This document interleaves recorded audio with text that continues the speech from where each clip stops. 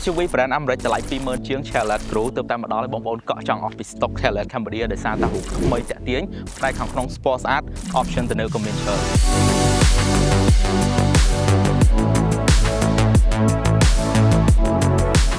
ស្វាគមន៍បងប្អូនមកកាន់វីដេអូថ្មីថ្ងៃនេះយើងមានជាមួយនឹង Chevrolet Cruze ស៊េរីថ្មី026ជាប្រភេទ Subcompact SUV ដែលខ្ញុំគិតថាស័ក្តិសមមែនទែនមិនថាតែបងប្អូនដែលនៅលាវឬក៏មានសមាជិកគ្រួសារតិចទេព្រោះឡាននេះគឺងាយស្រួលប្រើនៅក្នុងក្រុងងាយស្រួលបត់បែនក៏ដូចជាចេញចូលចំណតអីចឹងណាបងប្អូនទាំងគ្នាហើយនៅក្នុងវីដេអូនេះខ្ញុំនឹងរំលេចជូនបងប្អូនទាំងគ្នាតាក់ទងទៅនឹងចំណុចពិសេសទាំងផ្នែកខាងក្រៅ performance ក៏ដូចជាផ្នែកខាងក្នុងរបស់ឡានទាំងអស់តែម្ដងអូខេអញ្ចឹងផ្នែកដំបូងយើងនឹងទៅមើលពី exterior ឬក៏រូបរាងខាងក្រៅសិនឃើញថាការរចនាចេញមកតាក់ទាញមែនទែនបងប្អូនទាំងគ្នាគ្រាន់តែយើងក៏វាផ្នែកទៅដឹងថាជាឡាន DNA របស់អាមេរិកតែម្ដងដោយសារតែមាន detail ភ្លីច្រើនកន្លែងសាច់ដុំដាំងក៏ដូចជាមើលទៅមានអំណាចណាបងប្អូនទាំងគ្នាគ្រាន់តែយើងក៏លេចផ្នែកទៅដឹងថាឡាននេះជាឆ្នាំ026ឬក៏ស៊េរីថ្មីតែម្ដងព្រោះថាការរចនាតាក់ទាញខ្លាំងមែនទែនបងប្អូនអូខេអញ្ចឹងបើសិនជាយើងពិនិត្យមើលលម្អិតតាក់ទងទៅនឹងផ្នែកខាងមុខបងប្អូននឹងឃើញកន្លែងប៉ាណានេះ Chevrolet គាត់អត់ដាក់ចោលទេជាមួយនឹងម៉ូដ Chrome របស់គាត់ដែលមានជាពីរបន្ទាត់ព្រោះថាម៉ូដហ្នឹងធ្វើឲ្យឡានរបស់យើងមើលទៅតាក់ទាញខ្លាំងមែនទែនបងប្អូនក៏ដូចជាម៉ូដ logo Chevrolet ផ្ទាល់ក៏មានជា Chrome ដែរបងប្អូនហើយតាក់ទងទៅនឹងសំណាញ់ប៉ាណាគាត់បានរចនាជាម៉ូដរៀងទលាយស្អាតដើម្បីឲ្យខ្យល់ចូលម៉ាស៊ីនបានល្អពាក់ព័ន្ធទៅនឹងផ្នែកចង្កៀងនេះវិញបងប្អូននឹងទទួលបានចង្កៀង LED មានមុខងារ auto on off ក៏ដូចជាតម្លាក់ pha code auto រួមជាមួយនឹងការរចនាប្លែកហើយស្អាតមែនទែនបងប្អូនទាំងគ្នាដែលមានជាម៉ូដមកស្រួចនៅផ្នែកពីចំហៀងនេះយើងមើលទៅមុខតាក់ទាញតែម្ដងក៏ដូចជាមាន daytime running light នៅផ្នែកខាងក្រោមហើយនឹងពីរគ្រាប់នៅពីចំហៀងនេះហើយបងប្អូនក៏នឹងទទួលបាន7កាំងនៅខាងក្រោមផងដែរបន្តមកដល់ផ្នែកកាំងខាងក្រោមនេះដោយសារតែតួឡានពណ៌ខៀវចឹងមើលទៅកាន់តែតាក់ទាញក៏ដូចជា sporty តែម្ដងបងប្អូនទាំងគ្នាព្រោះថាម៉ូដរបស់គេបន្តមកស្រួចមកដល់ផ្នែកពីចំហៀងនេះដោយបងប្អូនឃើញអញ្ចឹងហើយមាននៅខាងក្រោមនេះ detail ជាពណ៌ខ្មៅដូចជាស្លាបណាបងប្អូនទាំងគ្នាធ្វើឲ្យមុខឡានកាន់តែតាក់ទាញក៏ដូចជាផ្នែកខាងក្រោមនេះផ្ទាល់ក៏មានជាមួយនឹង lip ដើម្បីជួយទល់លំនឹងក្បាលឡានរបស់យើងហើយនឹងលើកសម្រស់ឡានឲ្យកាន់តែស្អាតមួយកម្រិតទៀតដោយសារតែជាម៉ូដ carbon fiber អូខេបងប្អូនអញ្ចឹងបន្តមកដល់ផ្នែកចំហៀងឃើញថារាងរបស់គេ slim ស្អាតមែនទែន fit ជាមួយនឹងយ៉ាន់ទំហំ17អ៊ីងនេះម៉ូដរបស់គេគឺជាប្រភេទ two tone ពណ៌ខ្មៅលាយជាមួយនឹងក្រោមហើយបន្តមកដល់កន្លែងទ្វារនេះយើងនឹងឃើញជាមួយនឹង logo Groove ក៏ដូចជាផ្នែកខាងក្រោម highlight ជាមួយនឹងម៉ូដ carbon fiber ហើយនឹងមួយឆ្នូតពណ៌ក្រហមបងប្អូនហើយបើសិនជាបងប្អូនពិនិត្យមើល detail បន្ថែមទៀតគឺ premium ខ្លាំងមែនទែនដោយសារតែខ្ញុំចាប់អារម្មណ៍ថាតួគឺមានពណ៌ខៀវរីឯផ្នែកកន្លែងនេះបន្តដល់ដំបូលគឺមានពណ៌ខ្មៅអញ្ចឹងហាក់បីដូចជាឡានរបស់យើងពីរពណ៌ឬក៏ two tone អញ្ចឹងបងប្អូន highlight ជាមួយនឹងក្រោមនៅកន្លែងដៃទ្វារនេះទៀតផងហើយរូបរាងឡាននេះអត់ទូចទេបងប្អូនទាំងគ្នាប្រវែងបដោយនឹងរហូតដល់ 4365 មីលីម៉ែត្រទទឹង 1750 មីលីម៉ែត្រក៏ដូចជាកម្ពស់ 1610 មីលីម៉ែត្រហើយ ground clearance របស់គេហ្នឹងគឺ 155 មីលីម៉ែត្រផងដែរនៅផ្នែកខាងក្រោយនេះបងប្អូនអាចច្រឡំជាមួយនឹងឡាន Sport ដែរព្រោះថាការរចនាគ្រប់ខាងក្រោយនេះគេធ្វើរៀងលយដូច spoiler ណាបងប្អូន detail ស្អាតខ្លាំងមែនទែនហើយយើងមានជាមួយនឹង logo Groove ក៏ដូចជា OS ដែលជា spec ពិសេសសម្រាប់ Chevrolet និងមាន logo Chevrolet នេះផ្ទាល់តែម្ដងនៅផ្នែកខាងលើវិញបន្តពីកាំងចាប់អីវ៉ាន់យើងមានជាមួយនឹង spoiler ដើម្បីទប់បន្ទុយឡានរបស់យើងឲ្យមានលំនឹងល្អនៅពេលដែលយើងជាប់ល្បឿនលឿនអូខេអញ្ចឹងពាក់ព័ន្ធជាមួយនឹងប្រព័ន្ធចង្កៀងនេះវិញគឺជាប្រភេទ full LED យើងមើលទៅ clean ស្រស់ស្អាតខ្លាំងមែនតើបងប្អូនទាន់សម័យតែម្ដង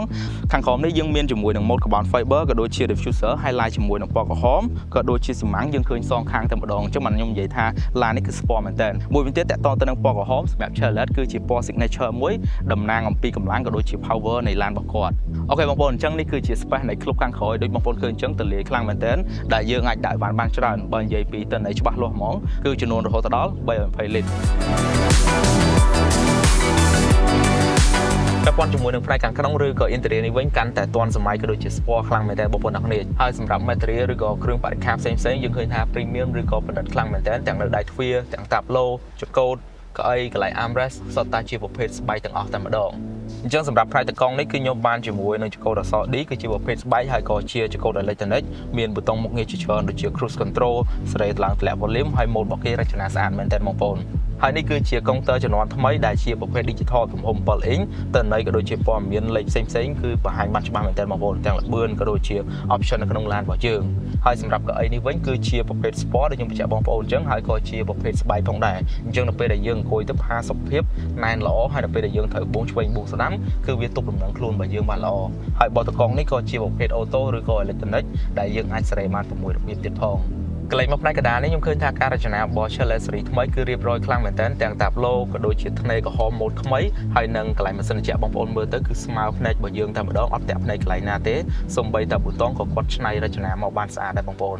រីឯអេក្រង់កណ្ដាលនេះវិញគឺជាប្រភេទ touch screen មានទំហំ 10.25 inch ដែលមានមុខងារជាច្រើននៅក្នុងហ្នឹងក៏ដូចជា Apple CarPlay ហើយនិង Android Auto ទៀតផងហើយ speaker នៅក្នុងប្រព័ន្ធកម្សាន្តមានចំនួន6គ្រាប់អញ្ចឹងបន្តមកដល់ផ្នែកខាងក្រោមយើងមានរុនសាក Type C ទាន់សម័យសម្រាប់បងប្អូនក៏ដូចជាចង្កឹះលេខនេះក៏ដូចឡាន Sport ដែរប្លែកមែនទែនយើងកាន់ចេះទៅគឺណែនដៃតែម្ដងហើយកន្លែងនេះគឺយើងមានជាមួយនឹង Auto Hold និង Parking Brake គឺជាប្រភេទ Electronic ហើយចំណាប់អារម្មណ៍ខ្ញុំមួយទៀតបន្ទាប់ពីបានតេស្តអង្គុយទាំង passenger ក៏ដូចជាកន្លែង driver ចាប់អារម្មណ៍ថាទលាយខ្លាំងមែនទែនបងប្អូនដោយសារតែឡានស្តង់ដារអាមេរិកបងប្អូនដឹងហើយថាប្រជាជនអាមេរិកគេអត់ចូលចិត្តរបស់ដែលជាអៀតឬក៏ណែនទេគេចូលចិត្តឡានដែលទលាយអញ្ចឹងណាអញ្ចឹងសម្រាប់ឡាន Chevrolet ជាទូទៅតែម្ដងយើងចូលមកគឺមានអារម្មណ៍ថាទលាយហើយស្លាស់អូខេអញ្ចឹងតកតងទៅនឹង space យើងមានជាមួយនឹង cup holder ក៏ដូចជាកន្លែង armrest យើងមានជាមួយនឹង storage ណាបងប្អូនរីឯផ្នែកខាងលើនេះយើងក៏ទទួលបានជាមួយនឹងតំបន់កញ្ចក់ដែលអាចបើកបានផងដែរហើយសម្រាប់ option ទៅលើបន្ថែមទៀតខ្ញុំនឹងលម្អិតជូនបងប្អូននៅពេលដែលយើង test drive បន្តមកដល់កៅអីជួរទី2ដូចបងប្អូនឃើញអញ្ចឹងតកតងទៅនឹង space ទាំង leg room ក៏ដូចជា head room ហើយសម្រាប់កៅអីគឺយើងទទួលបានជាប្រភេទស្បែក premium ក៏ដូចជាកន្លែងទ្វារហ្នឹងក៏នៅតែជាប្រភេទស្បែកដែរបងប្អូនលើពីនោះទៀតនៅកន្លែងជង្គង់ក៏យើងបានរុនសាក Type C ទាន់សម័យផងដែរ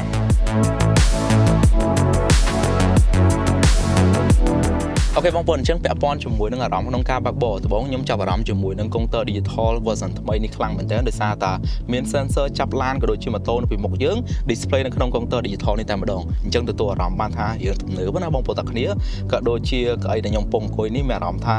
ណែនល្អនៅពេលដែលបួងវ៉ាឆ្វេងវ៉ាស្ដាំគឺទប់ខ្លួនខ្ញុំបានល្អក៏ដូចជាចង្កូតស្បែកនេះផ្ទាល់ដល់ពេលដែលយើងកាន់ទៅណែនដៃមែនទែនបងប្អូនពាក់ព័ន្ធជាមួយនឹងកម្លាំងវិញឡាននេះប្រើប្រាស់ម៉ាស៊ីន4ស៊ីឡាំង 1.5 លីត្រជំនួយកម្លាំងដោយ turbo កម្លាំងផលិតបាន147សេសនិងកម្លាំងរមូលគឺ255 Newton meters អញ្ចឹងនៅក្នុងការជន់ស្ទុះម្ដងដូចជាត្រូវវ៉ាចែងអីមានអារម្មណ៍ថា smooth ស្មើក៏ដូចជាអត់កន្ធាក់នោះទេបើសិនយើងជន់កប់មួយជើងដឹងតែហៅក្បាលឡានតែម្ដងបងប្អូនទាំងគ្នាស្ទុះខ្លាំងមែនទែនសម្រាប់ម៉ាស៊ីន 1.5 លីត្រណាមួយទៀតបើសិនជាបងប្អូនត្រូវការកម្លាំងខ្លាំងមែនទែនហ្មងនៅក្នុងការវ៉ាចេញល្បឿនលឿនឡាននេះក៏មាន sport mode ដែរក៏ប៉ុន្តែនៅកន្លែងចង្កឹះលេខចំណុចមួយទៀតដែលខ្ញុំចាប់អារម្មណ៍គឺតាក់ទងទៅនឹងប្រអប់លេខមានអារម្មណ៍ថានៅពេលដែលយើងជន់ល្បឿនឡើងលេខនីមួយៗទៅ smooth ក៏ដូចជាស្ងាត់ល្អដោយសារតែប្រើប្រាស់ជាមួយនឹងប្រភេទ CVT